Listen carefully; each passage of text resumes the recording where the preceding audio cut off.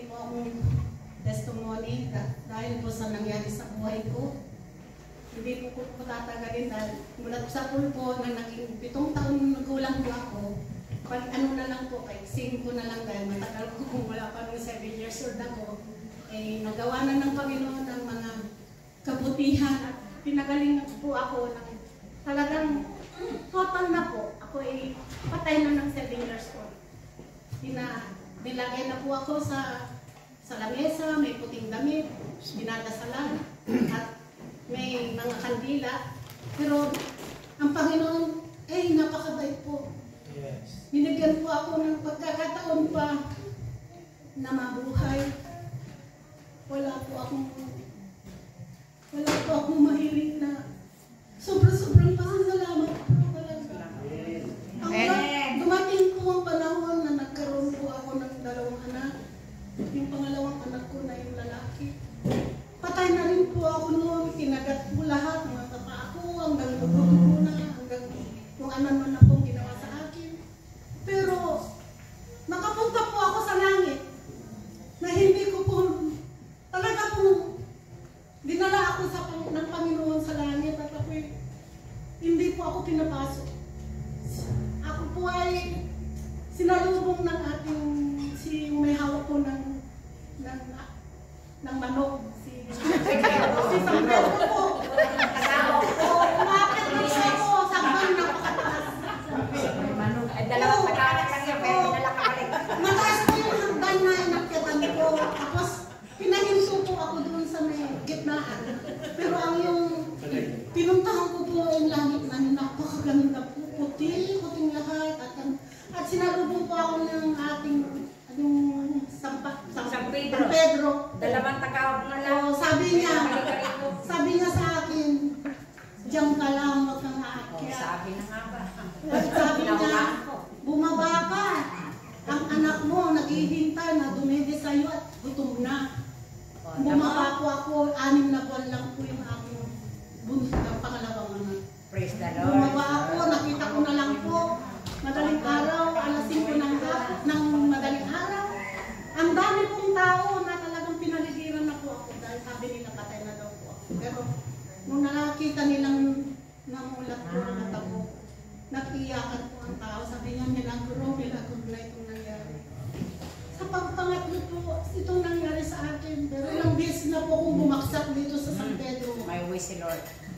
Yung pong last nitong January 31, may nangyari na naman sa akin na tinakbo na ako sa hospital na wala akong kamalay-malay, ihi, lahat yan, suka, lahat ba. Dinala ko ng hospital na mabaho daw ako, kesa daw nangangamoy ako. Mabaho basta buhay.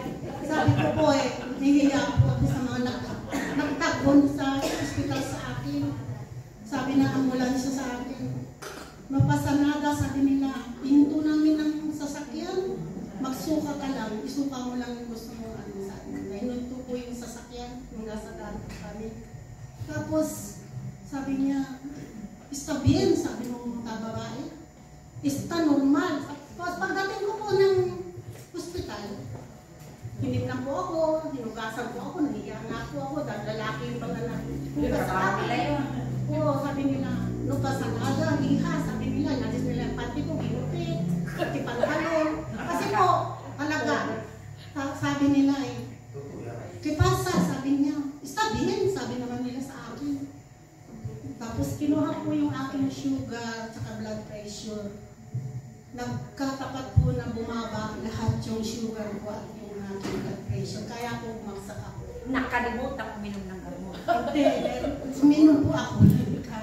Pero ito po ang aking ulo. Naramdaman ko po na ito po ang ulo ko talagang binibinat na yung ugat ng ulo ko parang puputok, pakiramdam ko. Pero kahit po gano'n na wala mo ako ng malay, yung bibig ko po, Lord, tulungan mo. Lord, tulungan mo. Gano'n na lang po ang sinasambit ko sa mga tao. Sa akin, huwag kang mag-alala, sister. Tumawag po sila ng ambulansya, walang hindi po sila dumating ng agad. Yung anak ko may anak kilala siya sa Ayuntamiento ng San Pedro. Siya po ang tumawag ng ambulansya at po ako talaga. Pagdating ko po sa ospital, hindi ko na po ang blood pressure ko.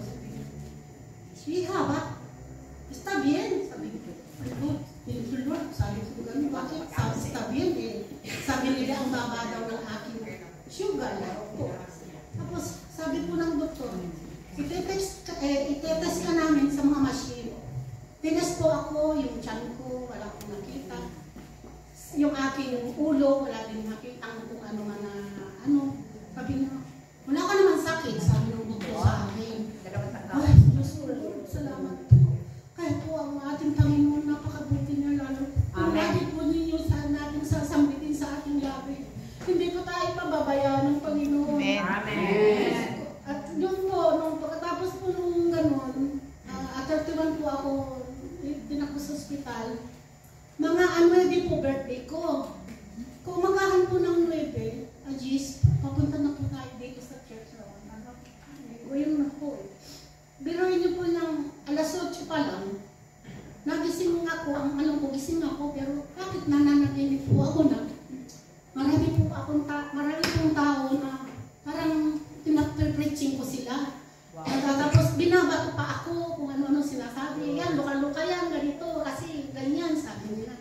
Tapos ako naman lumuluha lang po, sabi niya gano'n. Huwag kang mag-alala na, para kung pumunta sa tapat ko po si Jesus Christ, sabi niya. Huwag kang mag-alala, anak. Yung mga taong nagaganyan sa'yo, sabi niya, walang araw. Yung mga yan, pagagalingin mo ang mga sakit nila, sabi niya sa akin. Amen. Ilang beses na hanggang alas 9 po, nang gano'n ang mga, hindi po nawala sa isip ko yun. Dati-dati po pag nananaginip ako, hindi ko na po matandaan, pero ito po nangyari sa akin na ngayon. Kaya sa ating pong lahat, huwag po tayong magpabaya sa ating sarili at lalo-lalo at tumawag po sa Panginoon. Amen. At tayo hindi